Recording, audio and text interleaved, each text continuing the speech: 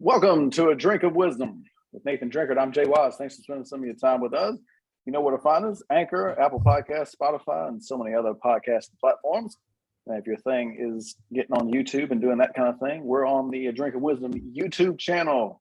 You can find us, like, listen, subscribe on all those great areas. Drink, I really love shows where we get together and we have four different sports. Really gets the over here diversifying the portfolio and all that. Right. Great to be back with you. Right.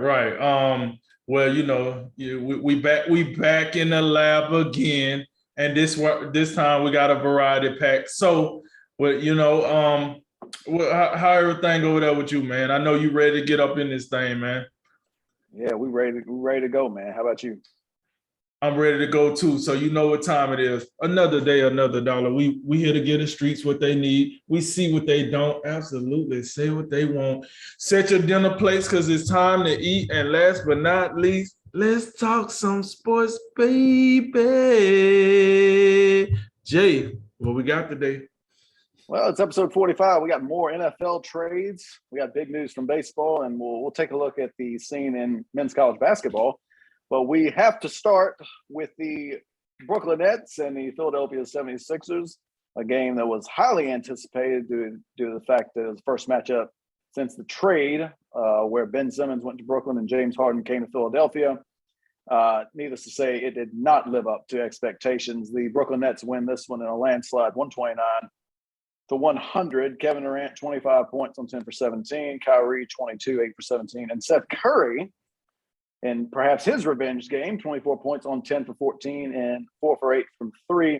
They also get big contributions off the bench from James Johnson and Nicholas Claxton. The 76ers on the other side, Embiid did score 27 points, but most of that from a free throw line, just 5 for 17 from the floor.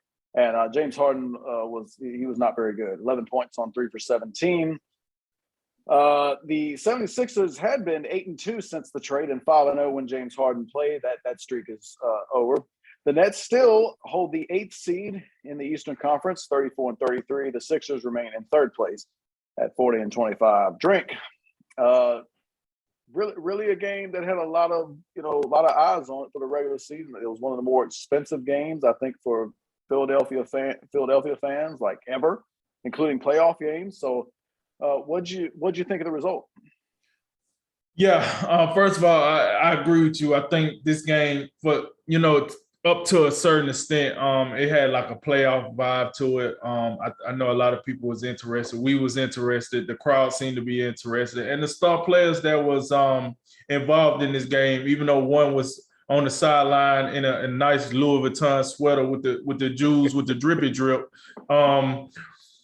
even he was into it because he did come out, before the game started, and he took some warm-up shots with and some, shall I say, warm-up passes with Patty Mills to warm him up. But he came out there he knew he was going to get serenaded with the Bulls, so he got the show started early, came out there. He showed that he wasn't going to be intimidated by the environment. And then he went back and got in his nice clothes and sat on the bench for the rest of the game. So I think when you talk about what was built around this game, I think all those factors was there. National televised, everybody was available except for Ben Simmons. Now, with that said, you might as well say, James, you know what? I ain't even gonna get on that right quick. Let me give kudos to the Brooklyn Nets. Listen, I think I'm gonna be honest here. If Seth Curry and James Johnson gonna be doing what they did last night, even without Ben Simmons, this is gonna be pretty lethal. I'm just keeping it. Their defense might not be as good as it would be with Ben Simmons.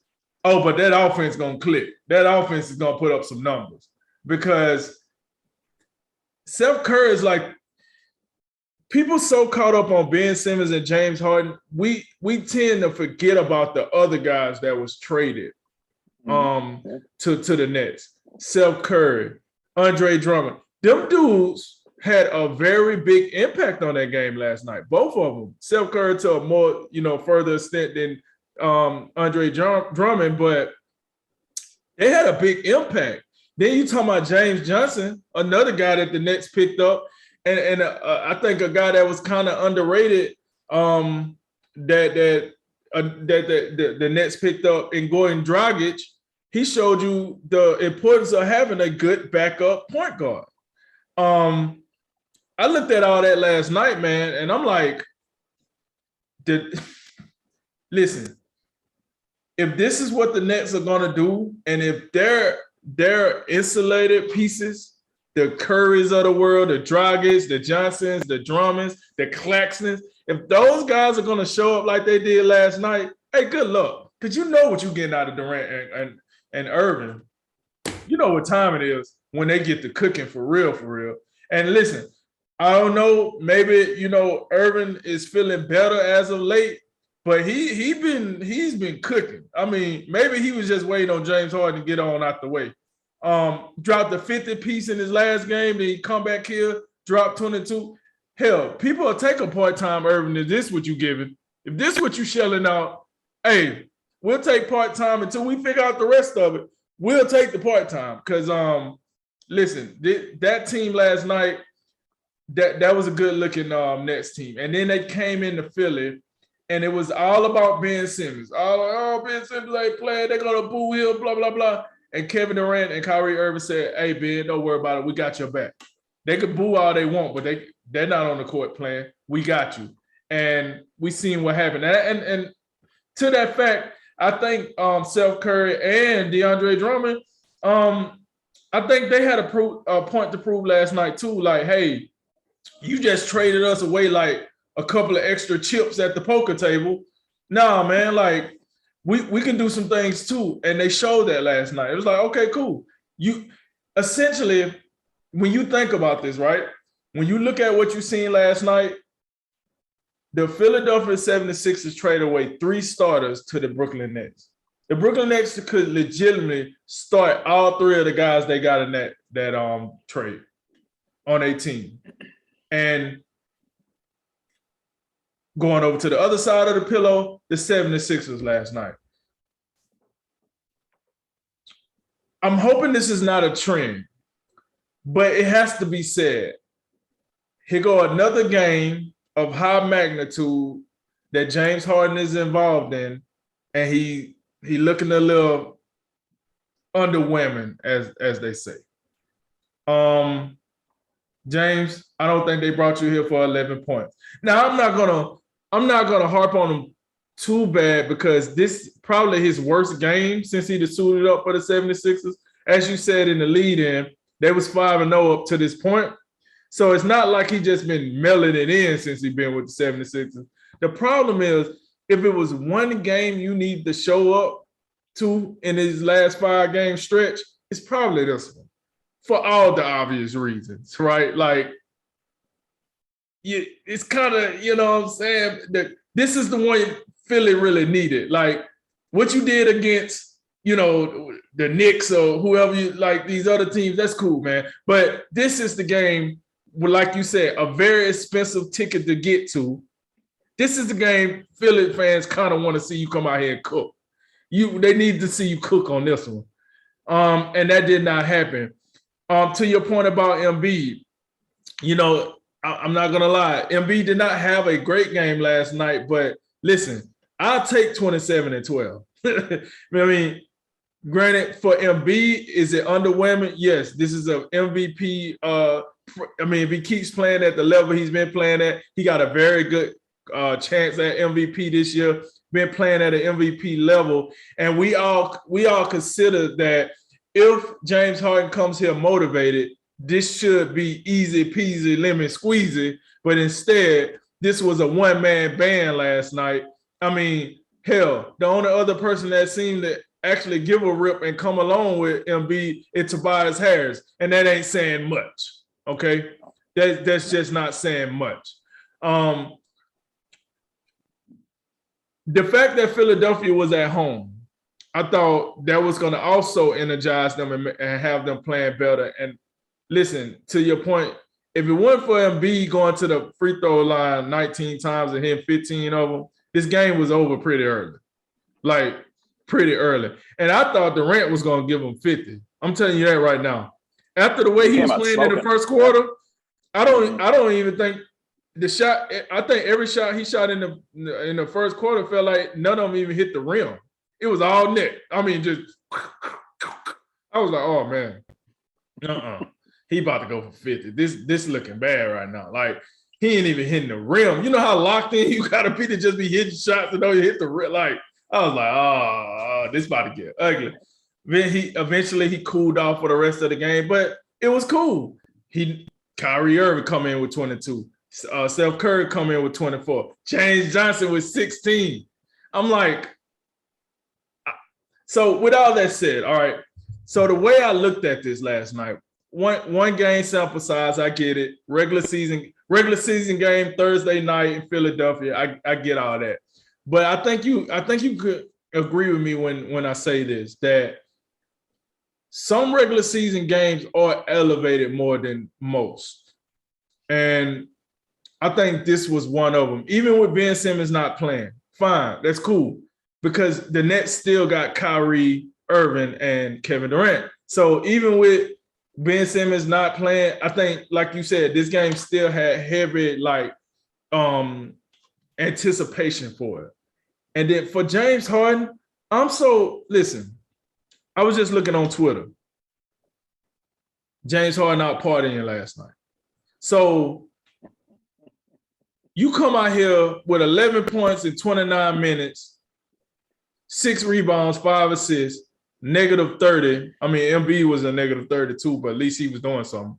And everybody was negative. Everybody was negative a lot. Yeah, everybody was negative a lot. But I'm gonna stick to these superstars as they are. Like, ain't Tobias Harris ain't a superstar. Tyrese Maxey, you can miss me with that. And Thibault, listen, you got to develop a shot, man. You out here looking like Ben Simmons light. But just sticking to the stars. James Harden.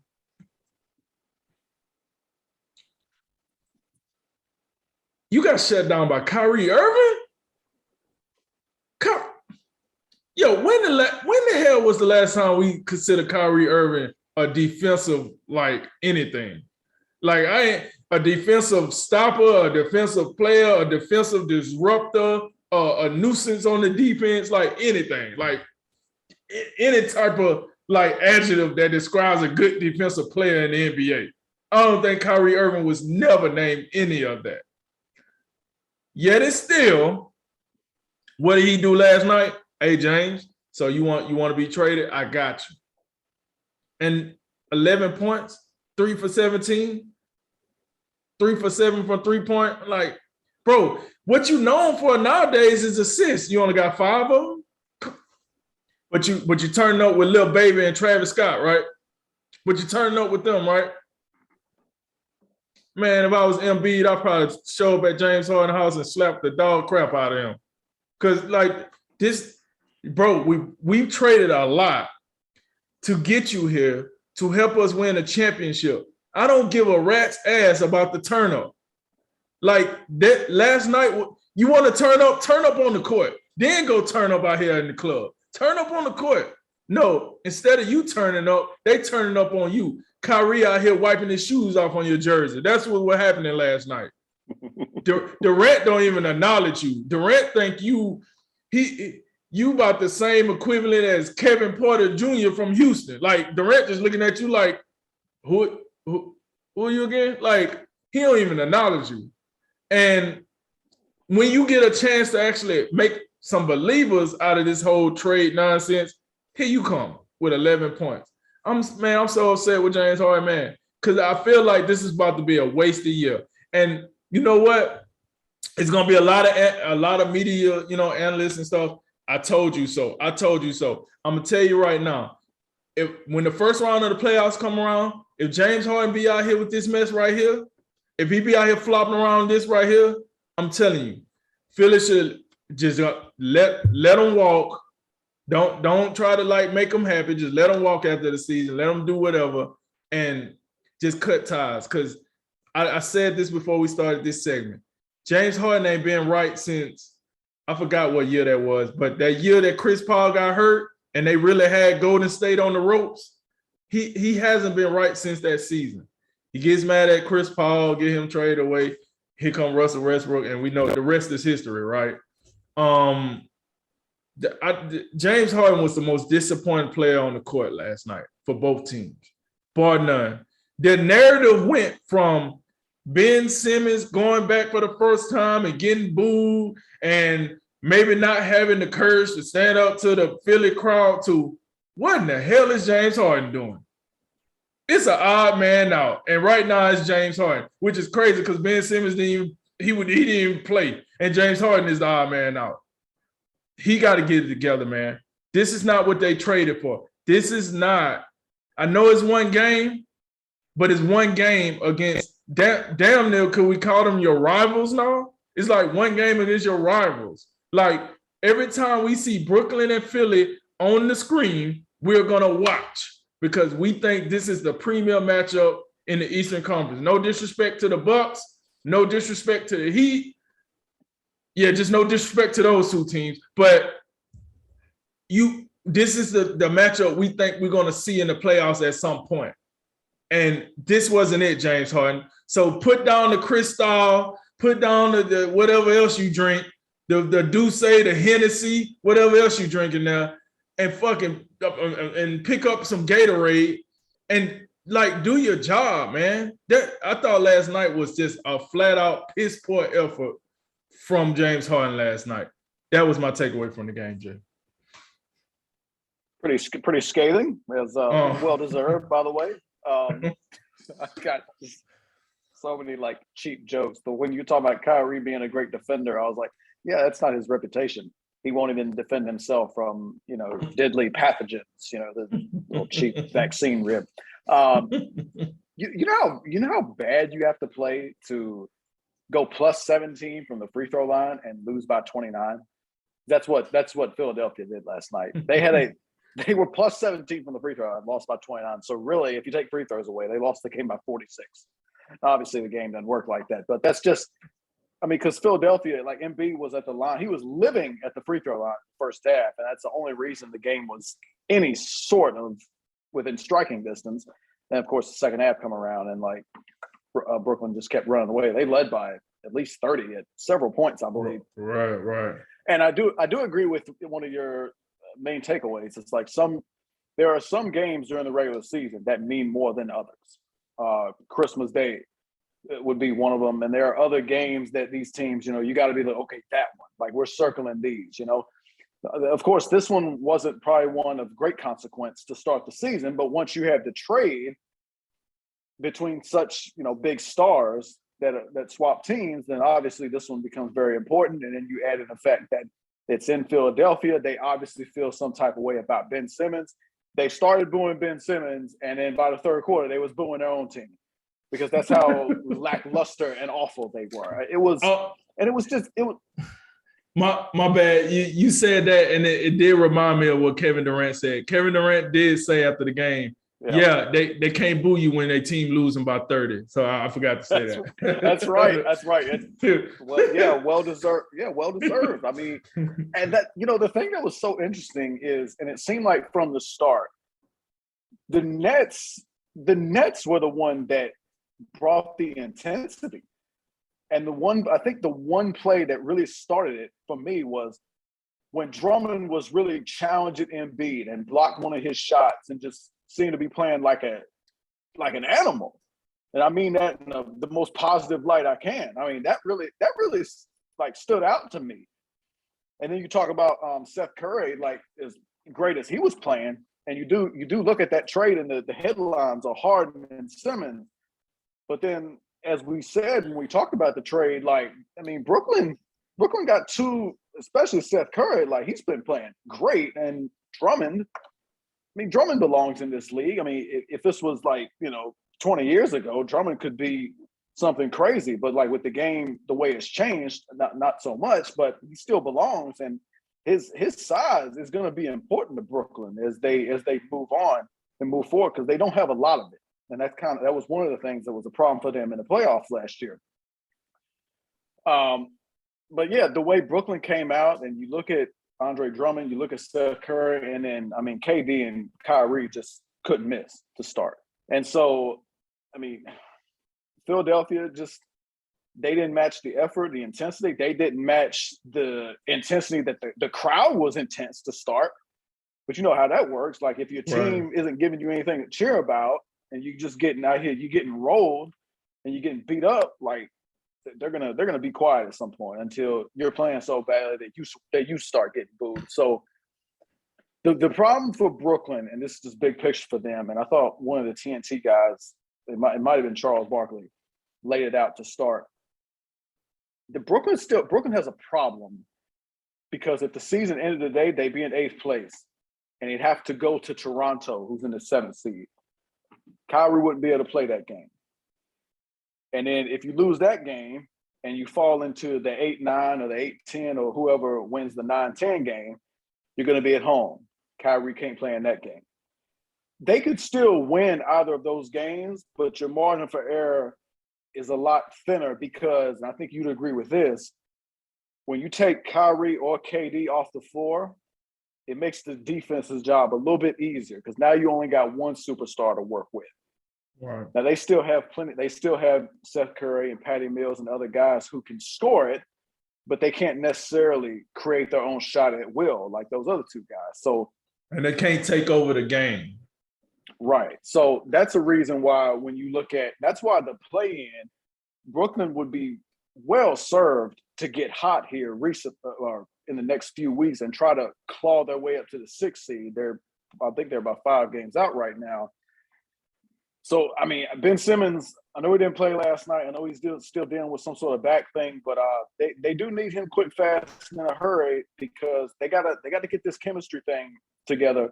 Because this team definitely, when you look at how they played last night, they obviously are a scary bunch. But this play-in scenario, and with Kyrie's, they're not going to let him play in Canada or in his own home city, which is still bewildering in its own sense. That's another conversation. But the play-in scenario it could be tough for them. But for Philadelphia, the one thing you notice is like you take Seth Curry off the team, there's a lot less shooting.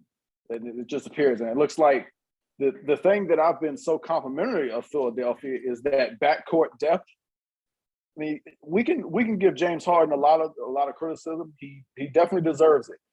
But there's room for everybody to get some. Tyrese Maxey, this is a guy who's, arguably he's more important to this team than Tobias Harris is, with the way he's playing.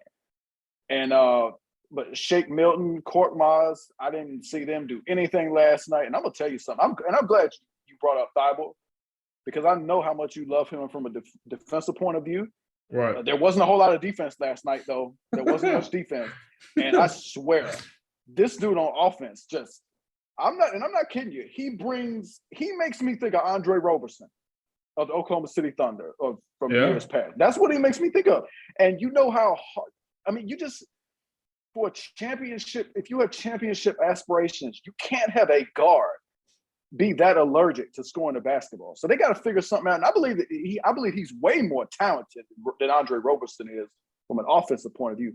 But I think Doc Rivers got to make a concerted effort to get him more involved, get him some more shots, run some plays, do something to get him involved because I got to think like if he out here just sticking up the joint to this rate on offense, I think that's gonna somewhat. It's got to impact his defense, especially when he's going at guys like Kyrie. So the other part of it, before I speak on James Harden really quickly, I think there's got to be a little. I talked about the pressure on Steve Nash because he got a lot back in this trade that he should be able to work with, and we'll see how it comes together when Ben Simmons takes the floor. But on the flip side, Doc Rivers, hello. We've been talking about it a little bit the past couple of years. We saw this just hilarious collapse that happened a few years ago when he was the last year he had with the Clippers. We saw how they looked like against the Hawks last year in the Eastern Conference semis when we know they had championship potential. This team has championship potential.